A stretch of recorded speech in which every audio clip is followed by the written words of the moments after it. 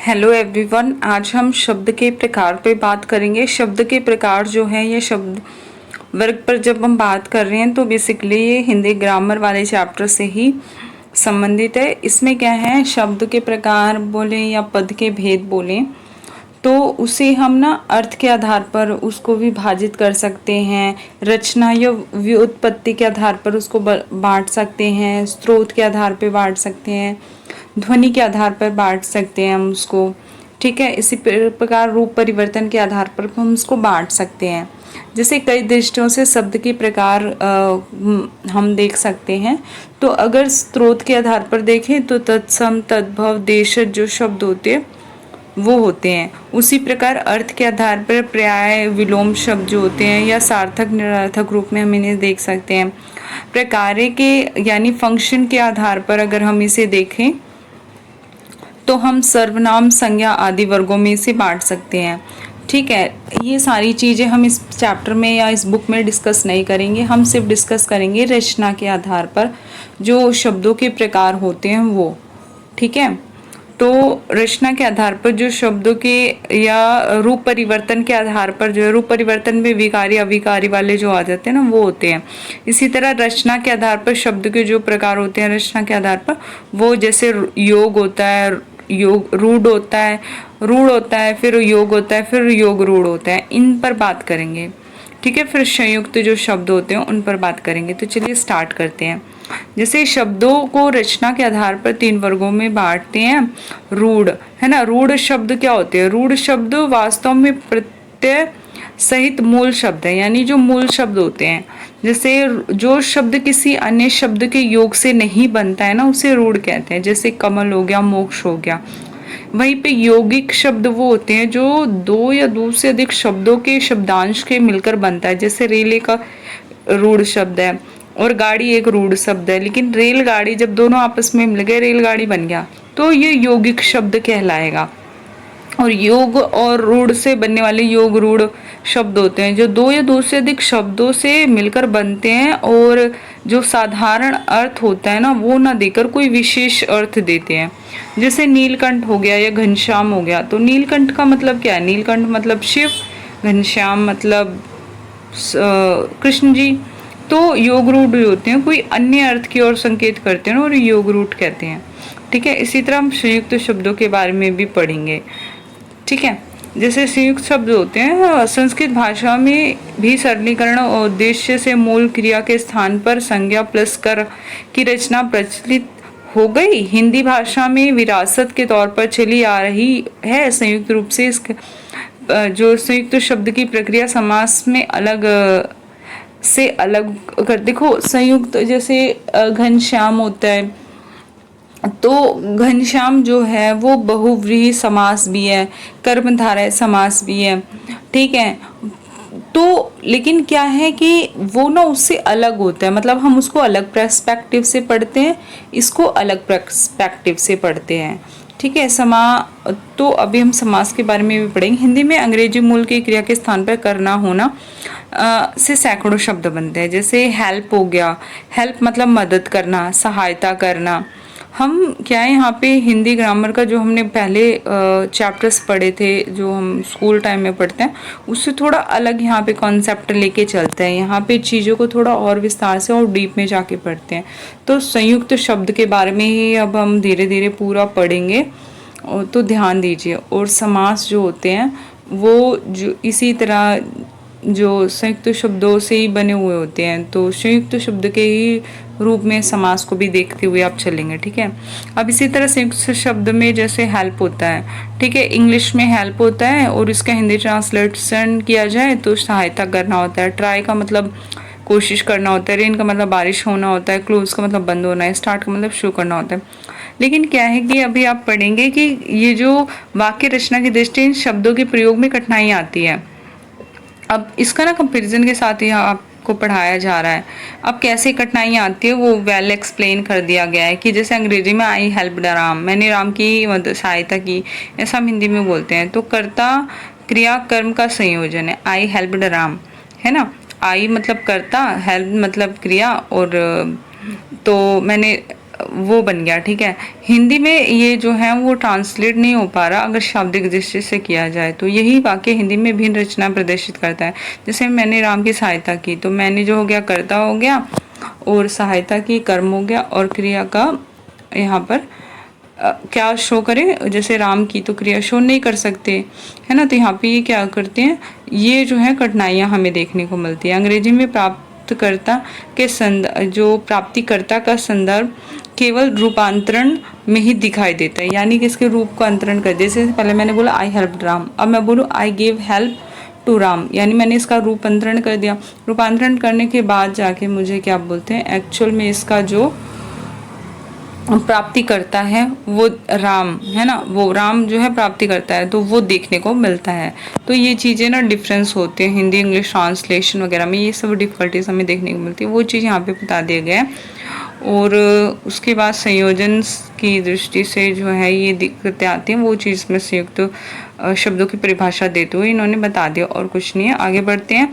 रचना की दृष्टि से समास से भिन्न कई शब्द हैं, है ना। रचना की दृष्टि से जैसे समास हो गया, समास के बारे में तो पढ़ेंगे ही, जिन्हें संयुक्त शब्द की कोटि में रखते हैं। ठीक है, समास को भी संयुक्त शब्द की कोटि में रखते हैं, साथ ही और भी चीज़ों को संयुक्त शब्द की कोटि में रखते हैं, जैसे प्रतिध्वनि शब्द, जिसे ध्वनि के आधार पर भी शब्दों का जो है वो वर्गीकरण करते हैं, ध्वन्यात्मक वर्णात्मक, मैंने अभी आगे पढ़ाया भी था।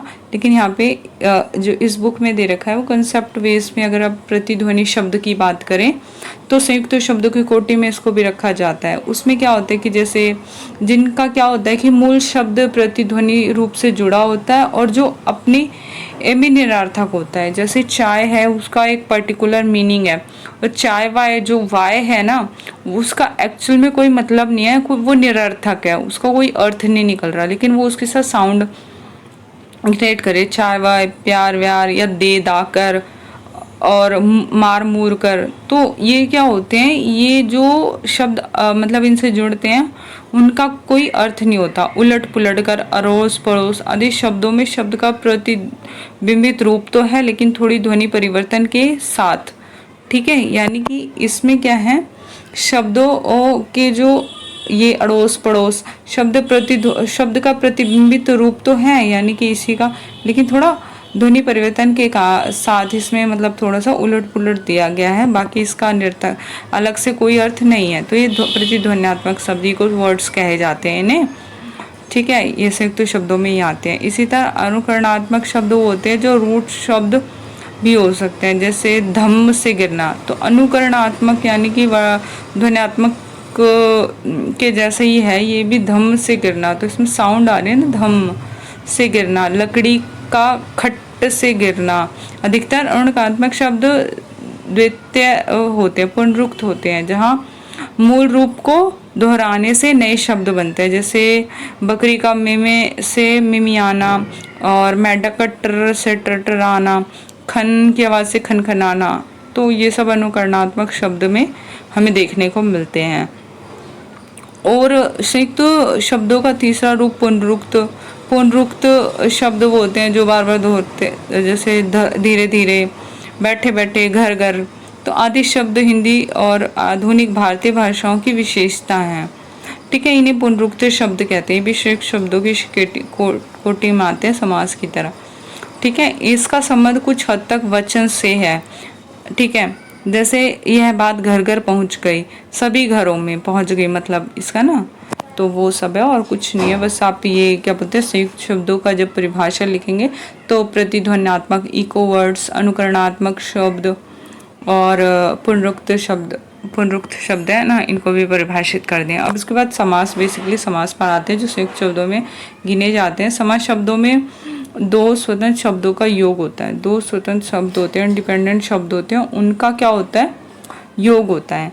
अब इनको ना दो वर्गों में बांटा है, अंत्य केंद्रित, बाह्य केंद्रित। अंत्य केंद्रित में द्वंद्व समास और कर्मधाराएं आते हैं। कर्मधाराएं को भी बहुव्रीहि में बांटा जाता है, और उसको किस में बांटा जाता है, हाँ, द्विगु समास में बांटा जाता है, वो अभी पढ़ा दूंगी।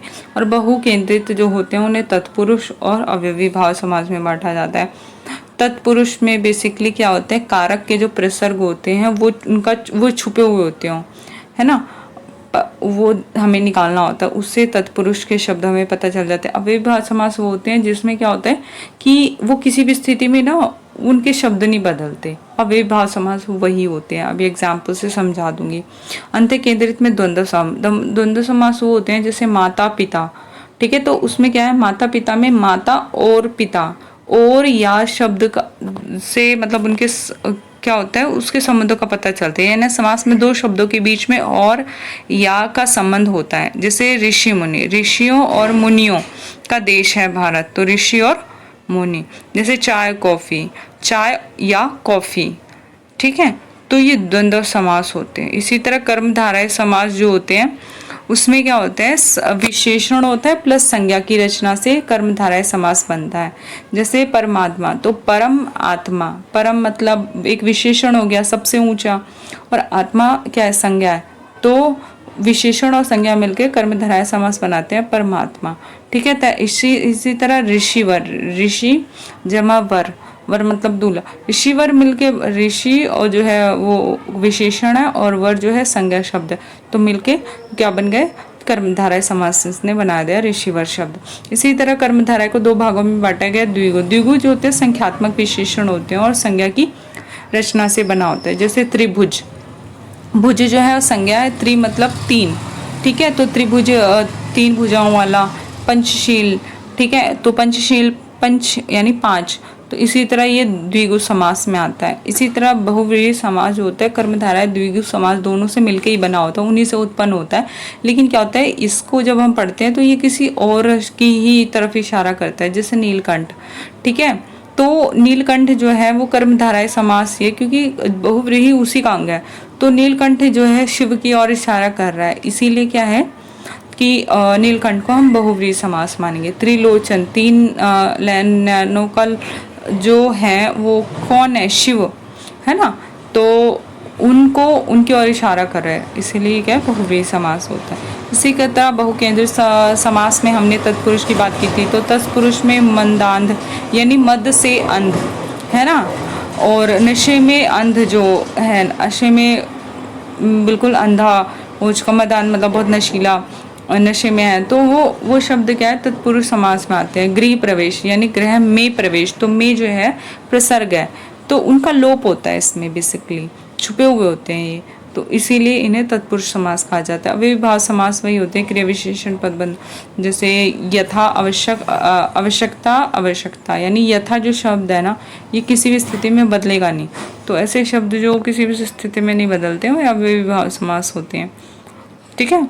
तो इसी के साथ ये हमारा ख़त्म हो गया। हमने यहाँ पे शब्द के प्रकार के बारे में पढ़ लिया। आप भी एग्ज़ाम की दृष्टि से, एग्ज़ाम में रचना की दृष्टि से ही शब्द के प्रकार लिखना। इसी के साथ thank you, take care, bye bye.